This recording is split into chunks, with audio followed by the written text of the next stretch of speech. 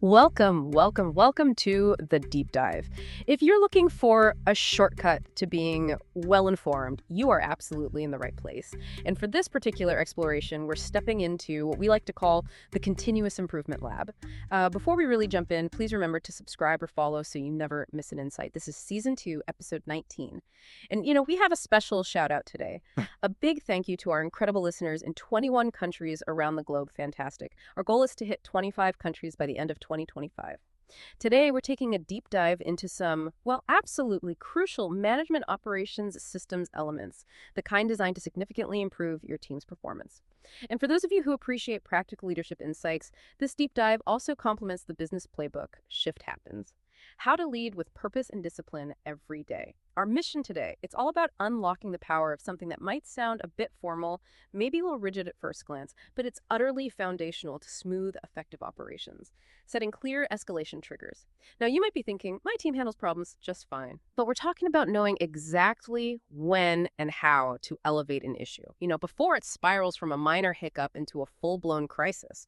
We've got a stack of fascinating sources to guide us: structured processes, real-world case studies, and some broad industry insights that really pull back the curtain. Yeah, it's interesting, isn't it? So many people assume that when problem solving gets delayed, it's because of, a lack of effort or skill on the front lines.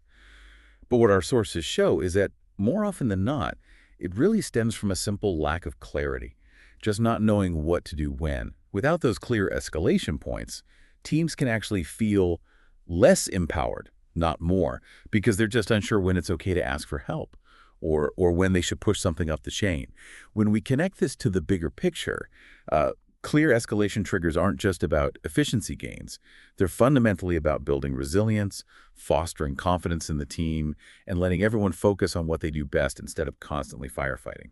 Okay, so let's unpack that a bit more then. What exactly are clear escalation triggers beyond just a, formal management term? And why are they so profoundly crucial for really any team or organization, whatever its size or industry? Well, at its heart, setting clear escalation triggers means defining very specific points, conditions, really, where an issue, if it can't be resolved quickly right there at the frontline level, must be elevated, pushed up to the next tier of management. It's about building a predefined pathway, making sure teams know precisely when an issue is beyond their immediate scope, and critically, how to hand it off properly so it gets addressed by the appropriate folks without any unnecessary delay. And this raises an important question, doesn't it, for any leader out there? Without these triggers, what actually happens? Well, issues often just linger. They fester. They become bottlenecks. And those seemingly minor problems can, and believe me, they usually do, unfortunately snowball into much larger, much more costly disruptions. That lack of clarity, it can almost paralyze a team, making them hesitate right when quick action is most needed.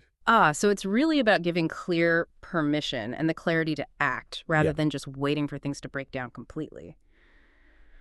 Okay, so once we understand why clear triggers are so vital, the next logical step is, how do we actually set them up?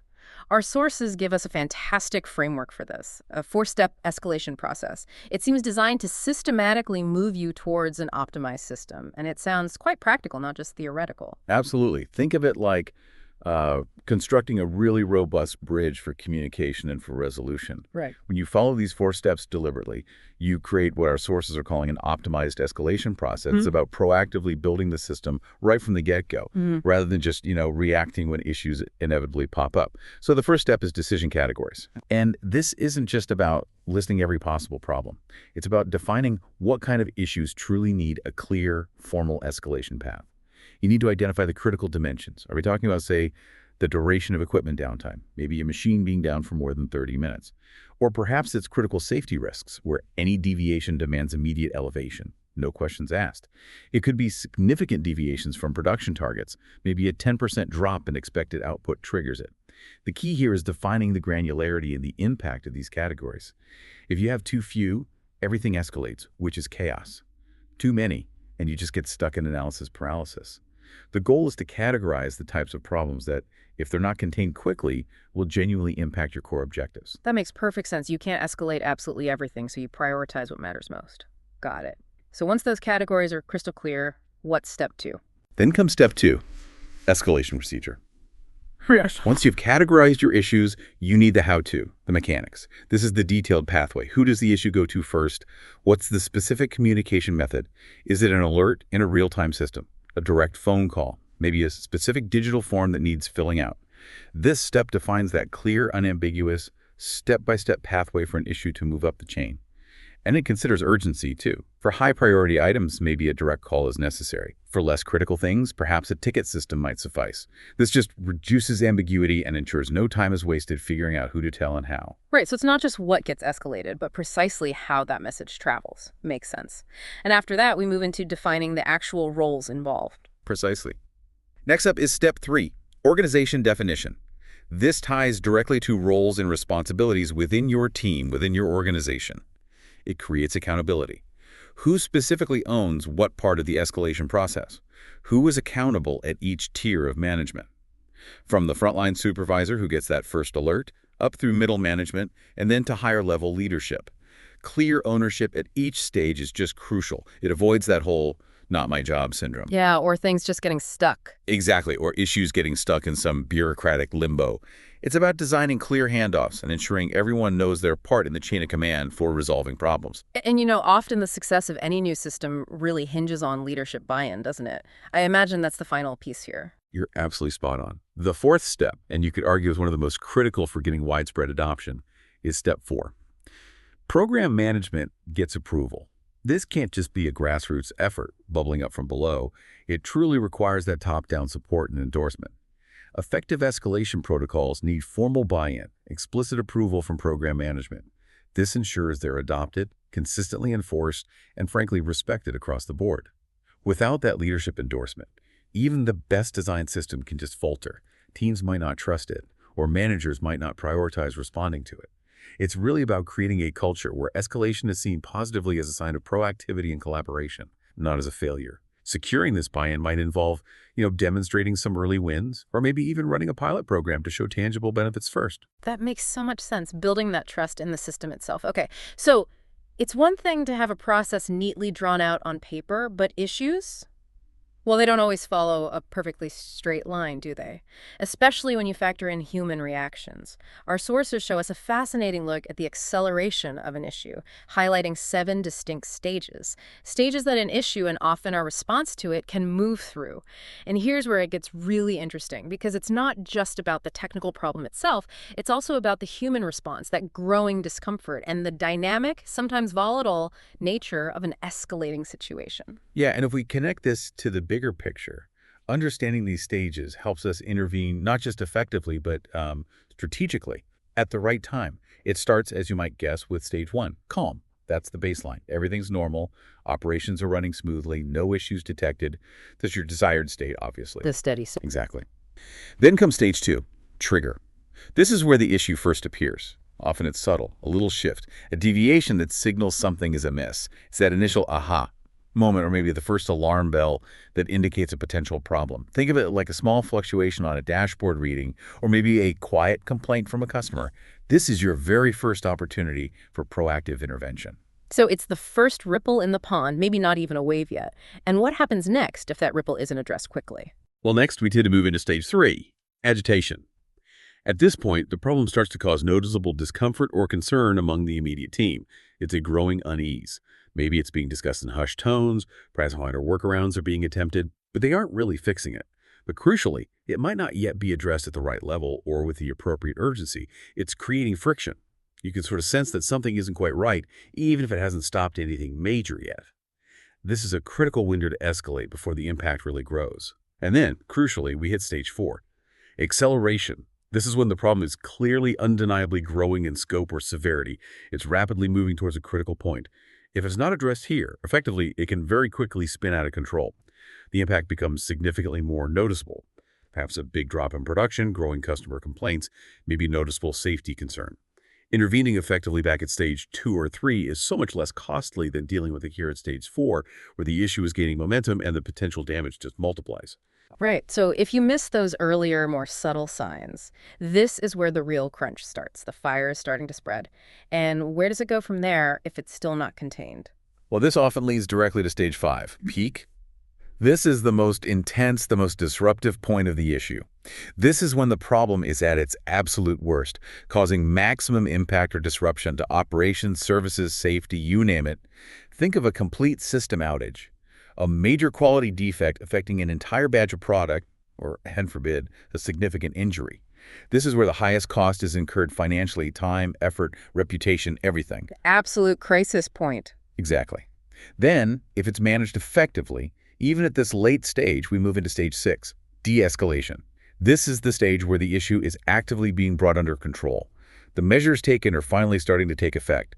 Its severity, its impact, its disruption are demonstrably reducing. It's the turnaround point. You start to see the light at the end of the tunnel as the situation stabilizes. Okay, starting to get it back under control. Right. And finally, stage 7, recovery. This is where the situation returns to normal, or, as close to normal as possible after the event. Lessons are learned from the incident, or they should be. Processes are reviewed, hopefully improved, and stability is fully restored. The absolute goal, of course, with clear triggers is to allow us to intervene way back during those early stages, ideally at stage 2, trigger, or the very latest stage 3, agitation. The aim is to prevent it from ever reaching stage 4, acceleration, and certainly before it hits that destructive peak. Early intervention just saves disproportionately more resources, time, and often reputation. That sequence is really insightful. Okay, theory is one thing, but what does this look like when it's put into real-world practice? Our sources provide a pretty compelling business case study, Nexus Industrial Solutions, a manufacturer that genuinely transformed its operations by embracing these clear escalation triggers. Yeah, Nexus Industrial Solutions, they specialize in industrial pumps and valves. And they were facing some significant and frankly frequent delays in resolving production issues.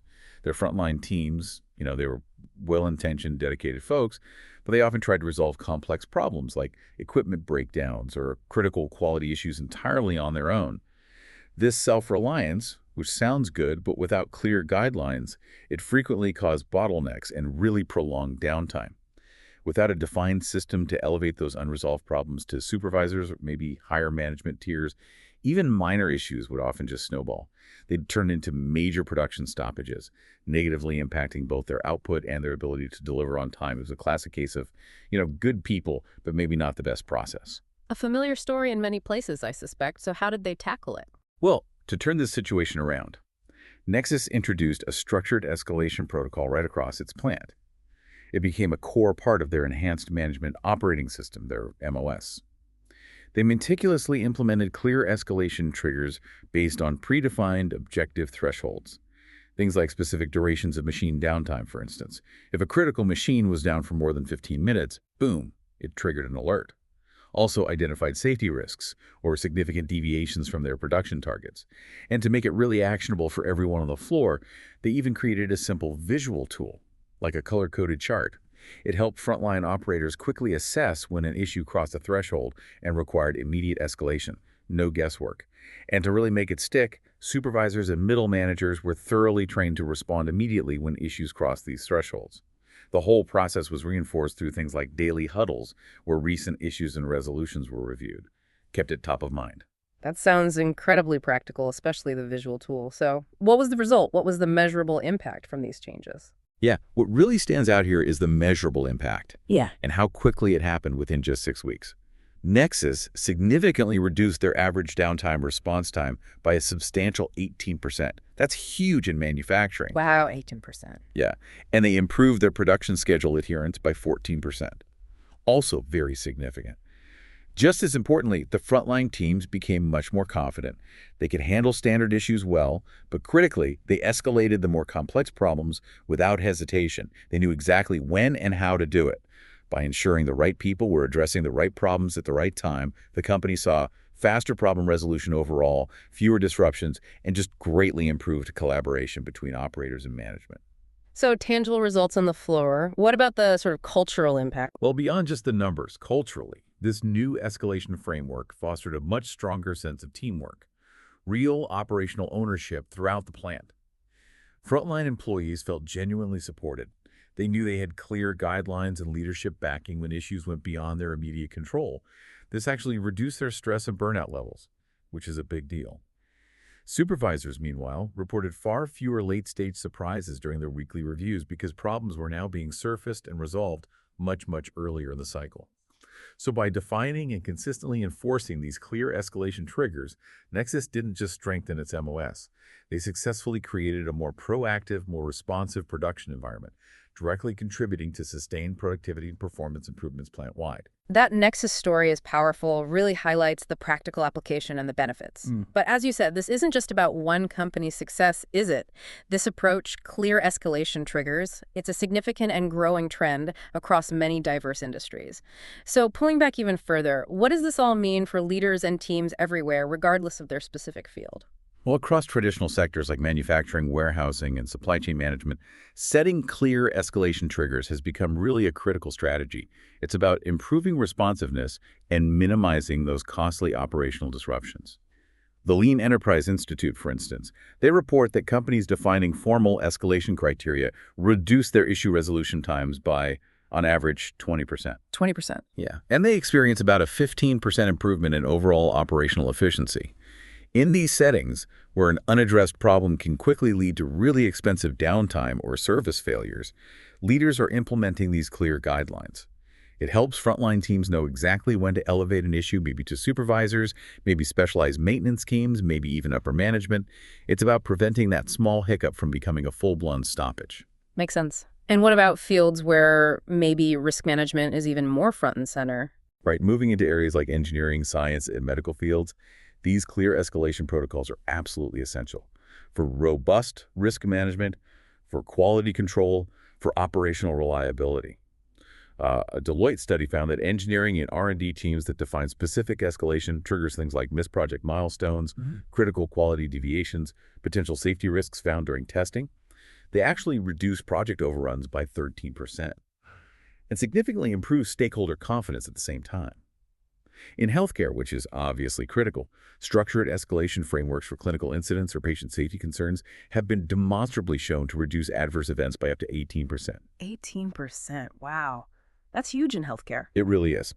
Leaders in these vital sectors recognize that ambiguity around when to escalate inevitably leads to dangerous delays, while clear criteria fosters a proactive culture of timely intervention and accountability, which can often save lives or prevent catastrophic failures. That's a massive impact. And it's not just about these sort of traditional heavy industries or high-risk fields either, right? I imagine even less tangible industries are seeing benefits from this clarity. Exactly right. Even in sectors like marketing, education, and various service-based industries, these formal escalation pathways are being increasingly adopted. Why? To improve project execution and significantly enhance the customer experience.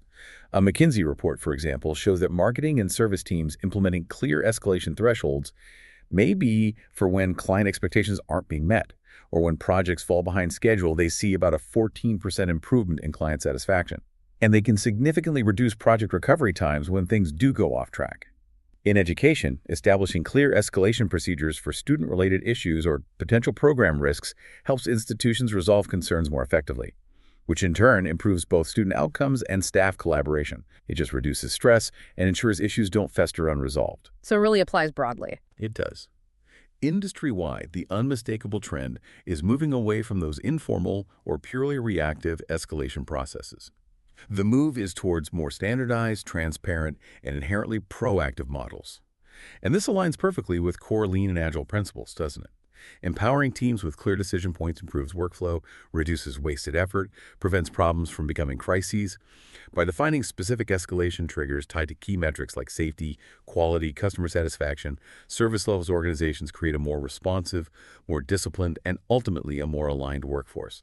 So whether you're on a factory floor, working in a complex lab, or managing a high-volume customer service environment, setting clear escalation triggers ensures problems get addressed at precisely the right level and in the most timely manner possible. It drives faster resolution and consistently stronger operational performance. It's really about being proactive, not just constantly reacting. So when you really boil it down, setting clear escalation triggers isn't about micromanaging, is it? It's not about stifling autonomy. It's actually about building trust, creating clarity, and baking an agile, effective response right into the very fabric of your team's operation. It empowers everyone from the front line right up to leadership to act decisively and appropriately. The real question, maybe for you to ponder this week, is this. How clear are your team's escalation triggers right now? And what untapped potential, what performance improvement is waiting to be unleashed simply by defining and embracing them? That's all the time we have for this deep dive into clear escalation triggers. We truly hope this is giving you some powerful insights and maybe some actionable ideas to take back to your own teams. For additional information and resources on leadership and operational excellence, please do reach out via our website at www.karasinnovations.com. And very special thank you, as always, to our executive producer and founder, Lanier Johnson, for making these deep dives possible. Until next time, keep learning, keep growing, and keep making that continuous improvement happen.